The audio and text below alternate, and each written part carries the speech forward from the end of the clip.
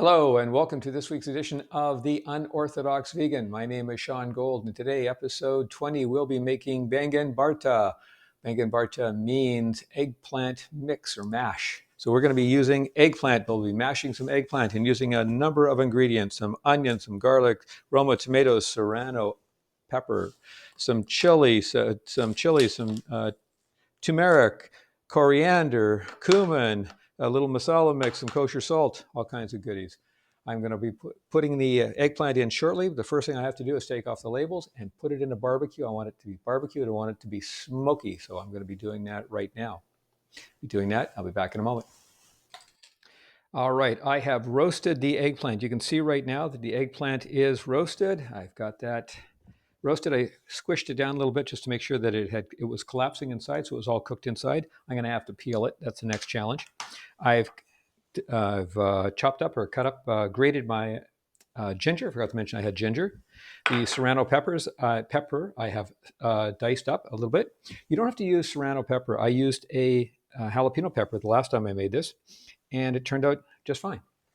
I have my red onion, mostly red onion, put in a little bit of white onion. Why not? This is like in honor of Canadian Flag Day, so a little red and white onion in there. I have a couple of tomatoes. I have a Roma tomato and I have a regular tomato. That's what I had in the fridge. But I use. So I've diced those up. I've minced up some garlic, 4 cloves of garlic. That's a healthy amount of garlic. And I'm getting ready to go to the stove and to start to cook this. I have to peel that eggplant first, but you can tell it's very roasted. You can tell it's nicely roasted. It's flaked all of the skin, so I now have to peel that off and get the flesh out and then work with that. Back in a minute. Well, I peeled the eggplant, as you can see, and I strained off the excess liquid. I tried to get out all the little bits and pieces of the burnt skin that were in there. There's still tiny little flecks of it. It's kind of like a Where's Waldo episode trying to get those out of there. So I've got that. I've got everything ready. I am going to just heat up a little bit of oil, about 1.5 tablespoons of, I'm using canola oil. You can use whatever non-flavored oil that you have. Just need a little bit to start to cook up a few of the things. And if you're using cumin seeds, that's where you start with. I'm using a cumin powder, so I'm going to start with doing the onions first. So once the oil gets up to temperature, I'm going to start to saute some onions. The oil is up to temperature. Let's put in some onions. That's about 1 whole onion. I used mostly a red onion because that's what I had. What I had left in the fridge was a partial red onion. So it's supposed to be a medium-sized onion. So I put in the red onion and I cut up a little bit of a regular white onion to make up for the difference. And frankly, as I said, it was Flag Day in Canada a couple days ago. So in celebration of Flag Day, I got some red and white onions going. Now we don't want to brown them. We just want to soften them up. And like I said, I don't have any cumin seeds, but I do have some ground cumin. So I'm just going to mix it in right now. And that's just a teaspoon of ground cumin. And just mix that around in there. Oh, get that flavor out happening. You can smell it right away. Not a huge fan of cumin directly, but when it's mixed in with Indian foods, I find it absolutely delightful. And frankly, I live in a community that has a large South Asian population, and I do enjoy Indian cuisine, especially since a lot of it is vegan. They use a lot of milk, so I have to watch what I'm doing to avoid that, make sure I don't get the milk stuff. But there's a lot of stuff that doesn't require milk, and this is one of them. Okay, I've let this fry for 3 minutes or so. I think they're nicely softened up. I don't want them to brown. So that's the thing. So I'll be adding in the ginger. Get that ginger in there. And that was about 1 inch of ginger, but I used a bunch of small pieces, peeled them, grated them. That's a pain, but it is what it is. I have some jarred stuff. I just don't like the jarred stuff. I find it doesn't have the flavor as the fresh. And the fresh garlic is so overwhelmingly wonderful. If you like garlic, that's what I suggest you do, is use the fresh garlic.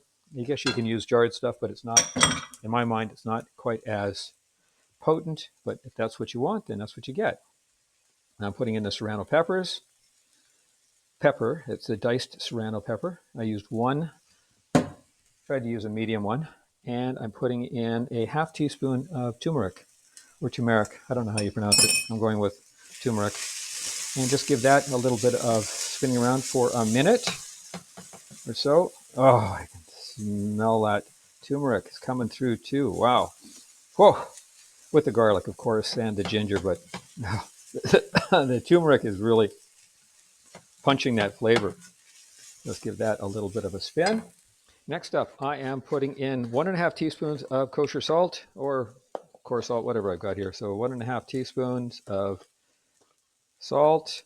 I am not going to be putting in cilantro. This recipe does call for cilantro, and I got to tell you, I really don't like cilantro, so I'm not putting it in, not going in, not on this watch. I'll be putting in the tomatoes now. And that was 2 Roma tomatoes, or I use the mix of Roma and something else, a regular tomato, beefsteak tomato, or whatever it was that was there.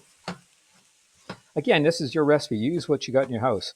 And if you don't have some of the South Asian stuff that I'm using, you can use any spices you like. Just the more that you have in there that's close to the original recipe, the more of an Indian flavor it will have. I have let this saute a little bit, letting the flavors come out from that tomato. I can't remember if I put in the coriander. I think I missed it. But anyway, I'm putting in some coriander again. If I didn't do it the first time, I'm getting it again. And a little bit of a garam masala, which is a masala mix, and about a teaspoon of that. I'm going to get that in there as well.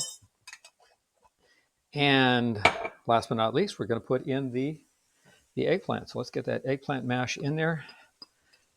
That's what makes it the Baingan, Baingan Bharta. That Baingan is the eggplant, if I understand it correctly. But it is. I'm not. I don't speak the language, so I'm just going with whatever I've learned. Hopefully, I got it right.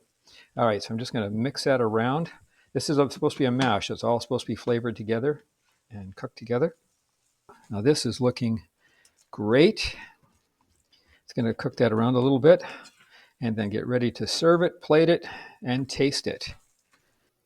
I have plated my Baingan Bharta onto this plate here. I have added a little bit of a piece of roti on it, and I'm just going to roll it up in the roti and see how that goes. I kind of like a tortilla.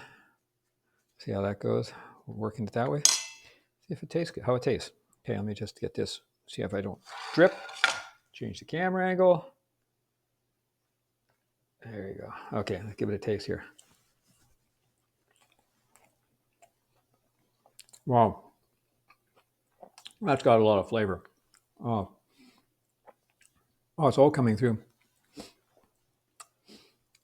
Delicious. Very flavorful. The eggplant, the smokiness is coming through. All of the spices are coming through, and it's nice, and it's got a nice texture to it. The tomatoes are not too mushy.